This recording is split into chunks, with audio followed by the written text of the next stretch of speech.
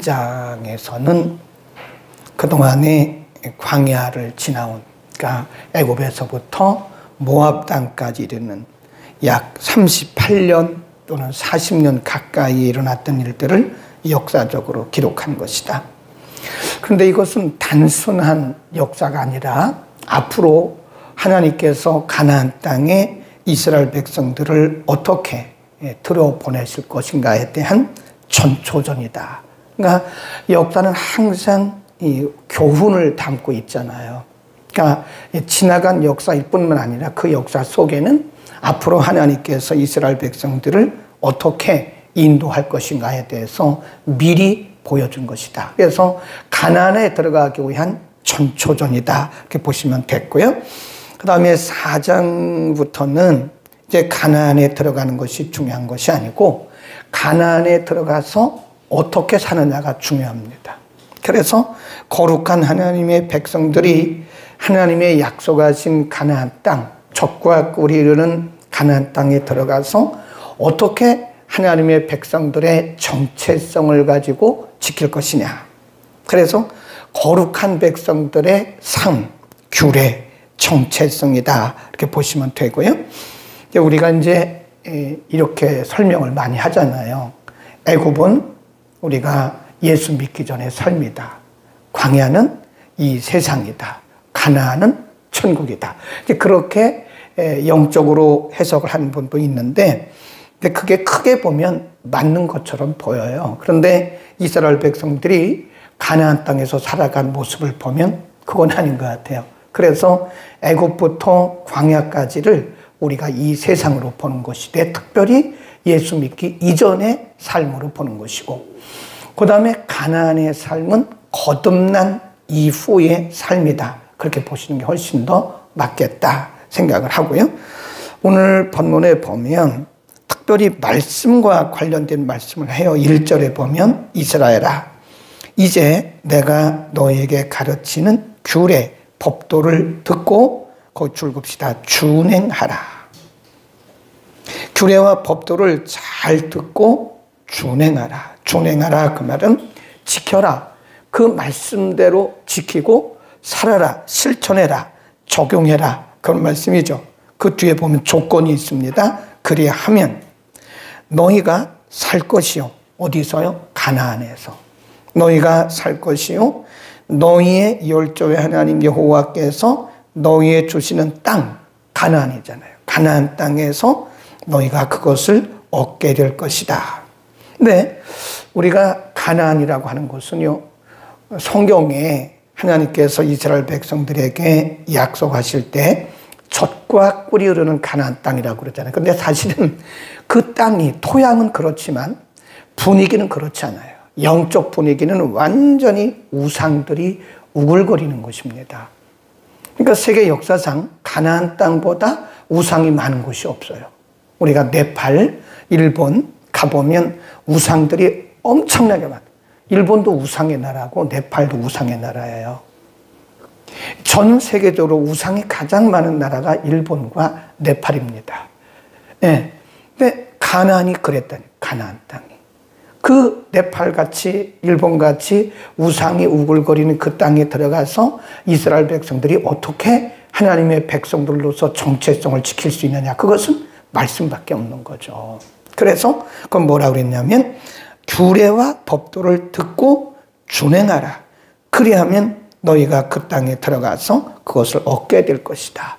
약속인 땅이지만 하나님이 약속으로 주신 땅이지만 그들의 삶에 따라서 그것을 오랫동안 보존할 수도 있고 아닐 수도 있다는 거예요. 근데 안타깝게도 이스라엘 백성들은 이 말씀을 다 잊어버렸어요. 그래서 370년 동안 이 가나안 땅에 들어가가지고 얼마나 고생을 했어요. 그 사사시대 아닙니까? 말씀 없는 시대, 사사시대.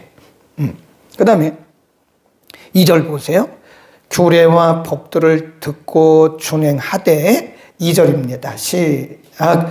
내가 너희에게 명하는 말을 너희는 가감하지 말고 내가 너희에게 명하는 너희 하나님 여호와의 명령을 지켜라. 그 조건이 뭐냐면 가감하지 말라.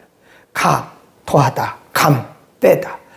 그러니까 내 마음에 안 드는 것은 빼고 또 내가 생각하는 것을 넣고 그러지 말라는 거예요. 하나님의 말씀은 하나님 말씀대로 듣고 말씀대로 지켜 행해야지. 그 제가 그러잖아요. 그걸 요절신앙이라, 요절신앙. 자기가 원하는 것은 딱 젓가락으로 찝어 먹듯이 먹고 원치 않는 것은 뱉어버리고. 그건 성경이 아니죠. 그건 말씀대로 사는 게 아니죠. 그건 내 생각대로 하는 거죠. 그걸 우리가 뭐라고 하냐면 합리화. 현대인들에게 있는, 현대 크리스찬들에게 있는 암 같은, 암적인 존재가 뭐냐면 세속화, 합리화예요. 합리화. 네. 성경이 아니라고 한 것은 아니라고 딱 말해야 되는데 그것을 내가 재해석하는 거예요. 그래서 합리화시키는 거. 아, 괜찮아. 나는 상황이 그래서 그랬으니까 괜찮아. 이렇게 합리화시키라는 거죠. 많은 그리스도인들의 마음속에 합리화라고 하는 생각이 들어있어요. 저에게도 있고 여러분에게도 있다고요. 합리화. 그런데 성경은 우리에게 뭐라고 말씀하냐면 그게 아니라는 거예요. 가감하지 말라는 거예요. 요절신앙하지 말라는 거예요. 내가 젓가락으로 빼먹듯이 그렇게 하지 말라는 거예요.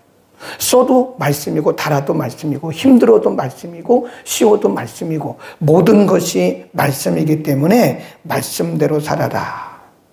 아멘. 그러다 줄거놓으세요. 가감하지 말아라. 그 다음에 5절. 내가 나의 하나님 여호와의 명하신 대로, 지금 모세도 자기 생각대로 한 게 아니잖아요. 하나님이 명하신 대로 규례와 법도를 너희에게 가르쳤나니 이는 너희로 들어가서 기업으로 얻을 땅에서 그대로 행하게 하려 합니다. 지금 모세조차도 자기 생각대로 가르친 게 아니라고요. 하나님이 주신 대로, 하나님이 하라고 말씀하신 대로 가르친 거라. 그러니 여러분들도 그렇게 하십시오. 그런 얘기입니다. 6절 읽습니다. 시작. 너희는 지켜 행하라. 그리하면 열국 앞에 너희의 지혜요 너희의 지식이라. 거기 줄봅시다. 너희는 이 규례와 법도를 지켜 행하라. 그것이 바로 이방인 앞에서 너희의 지혜요 너희의 지식이라. 그들이 이 모든 규례를 듣고 이르기를 익힌 이 큰 나라 사람은 과연 지혜와 지식이 있는 백성이로다 하리라. 하나님의 말씀과 규례와 법도대로 살 때에 많은 이방인들이 말하기를 너희는 진짜 하나님의 백성이구나 라고 말할 것이라는 거죠. 근데 만일 이스라엘 백성들이 하나님의 말씀대로 하나님의 규례와 법도대로 살지 아니하면 이방인들에게 손가락질 당하는 거죠. 오늘도 마찬가지예요. 우리 기독교인들이 사람들에게 손가락질 당하고 업심여김을 당하는 것은 우리가 핍박받는 게 아니에요. 그것은 우리가 정체성을 지키지 못하고 말씀대로 규례대로 지키지 못한 것에 대해서 우리가 짓밟히고 있는 거지 그게 어떻게 그 핍박입니까? 물론 우리가 핍박과 박해를 받을 때도 있습니다. 말씀대로 사는데 세상이 약하기 때문에 말씀대로 살았을 때 받는 것은 핍박이에요.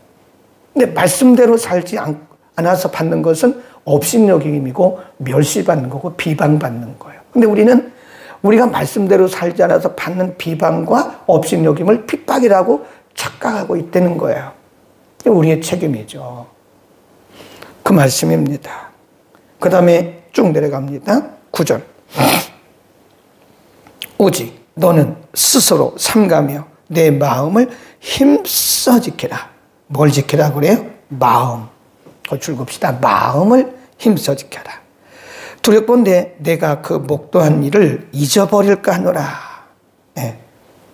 하나님께서 다 보여주셨는데 현장에서 다 목도하게 하셨는데 마음이 부패하고 마음이 변질되면 너희들이 말씀에서 떠난다. 그리고 9절 끝에 보면 너는 그 일들을 내 아들들과 내 손자들에게 알게 하라.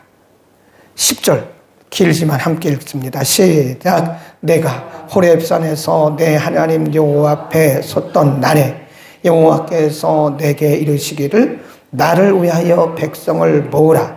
내가 그들에게 내 말을 들려서 그들로 세상에 사는 날 동안 나 경외함을 배우게 하며 그 자녀에게 가르치게 하려 하노라. 이게 그 중요한 거죠.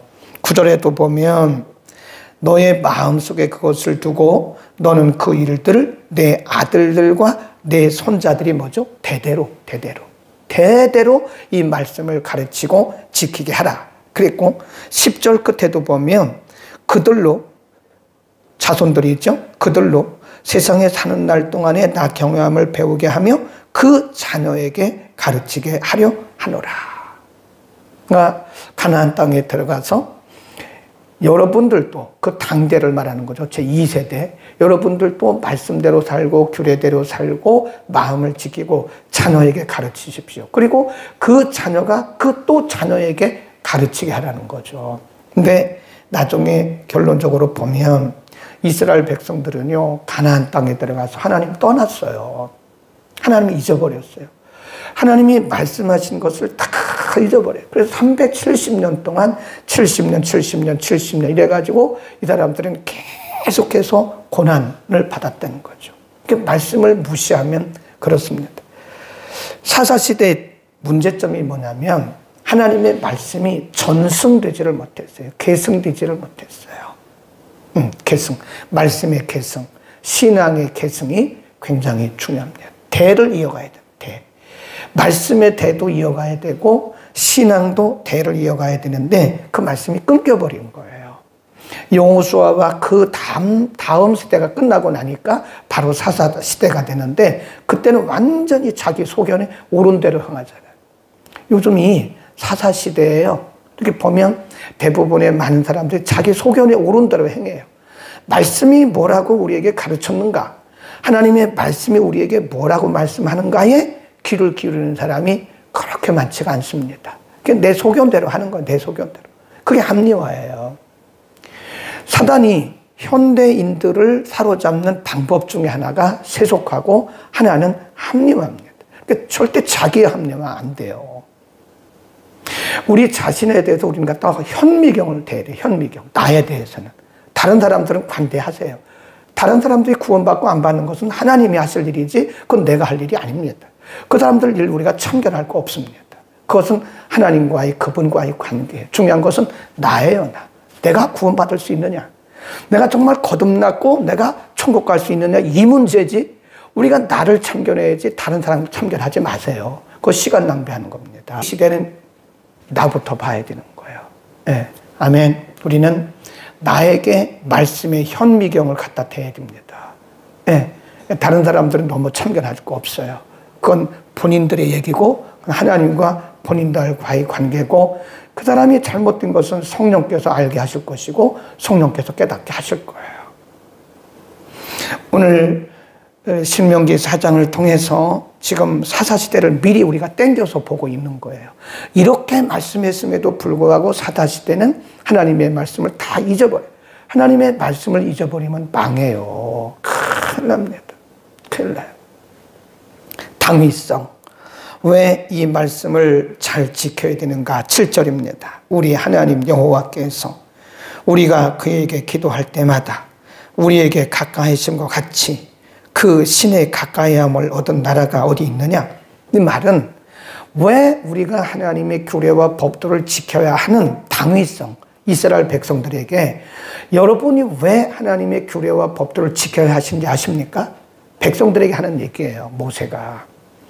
우리나라처럼 우리 백성들처럼 우리 민족처럼 이렇게 하나님께서 은혜 주시고 우리의 기도를 들어주신 민족이 세상에 어디 있습니까?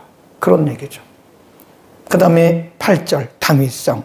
오늘 내가 너희에게 선포하는 이 율법과 같이 그 규례와 법도가 공의로운 큰 나라가 어디 있느냐. 하나님께서 직접 이렇게 말씀 주신 나라가 지구촌에 어디 있습니까? 그런 얘기예요. 지금 모세가 이스라엘 백성들에게 여러분들은 특별한 백성이고 특별히 선택된 백성들입니다. 그런 얘기입니다. 오늘 우리에게도 같은 말씀이죠. 우리가 탁월한 게 아니라 우리를 선택하신 그분이 탁월하신 거예요. 아멘. 우리가 가만히 보면 사람들이 아유 참 대단하십니다. 내가 대단한 게 아니고 저 같은 사람을 쓰시는 그분이 대단하신 거예요. 아멘. 혹시 여러분 누가 여러분 칭찬하면요 그 칭찬 받지 마세요.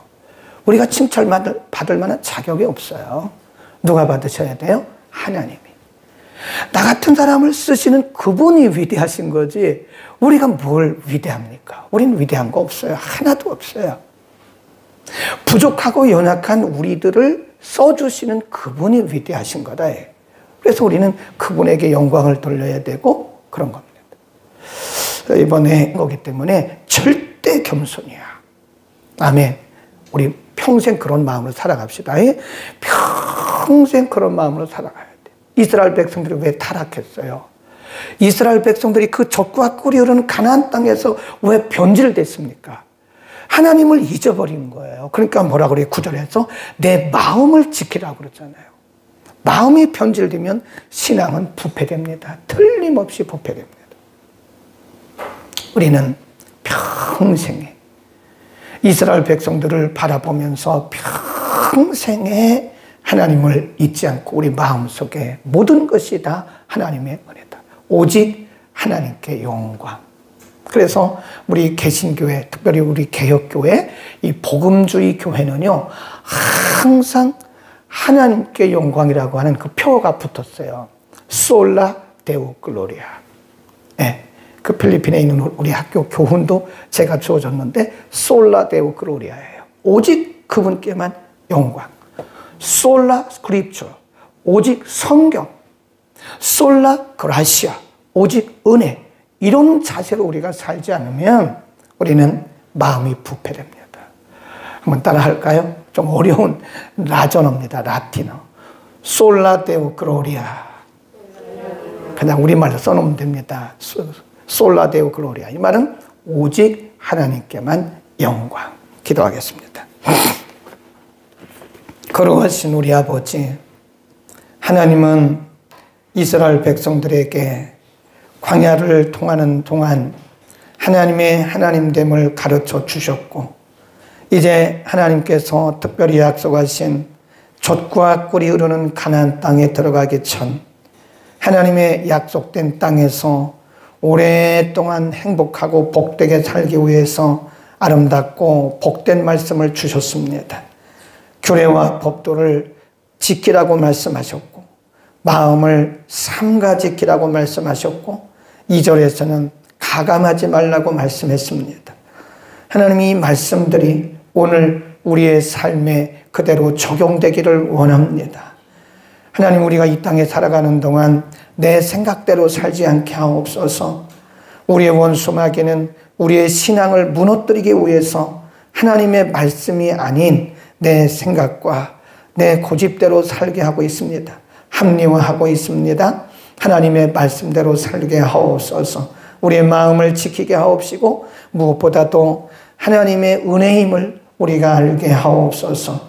우리는 모두가 다 하나님의 도구임에 불과하다는 사실을 믿고 하나님께만 영광을 돌리는, 오직 하나님께만 영광 돌리는 우리의 삶이 되게 하옵소서. 오늘도 하나님의 말씀 잘 듣고 내 소견대로 하지 않게 하옵소서. 예수 그리스도의 이름으로 기도드립니다. 아멘.